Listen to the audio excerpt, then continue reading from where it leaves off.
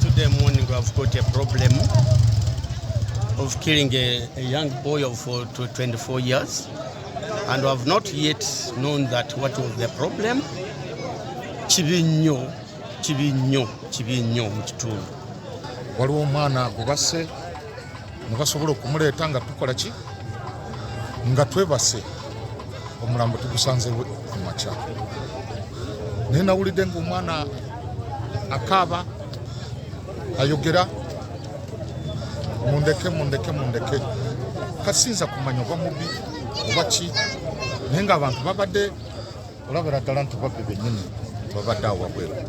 So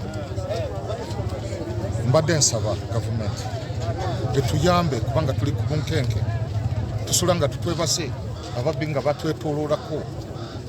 Owulira leero bwe zibeera nnaku nkulu ng'ezo kugamba fabala tusula twebase, babeera nga bakola ki nga bacekinga geeti zaffe kugamba okwagala okukola ki okuyingirawo. N'olwekyo nsaba gavumenti etuyambe tuwe security ku area yaffe awo, etuyambe tutereko amataala, etuyambe tutereko ne kamera.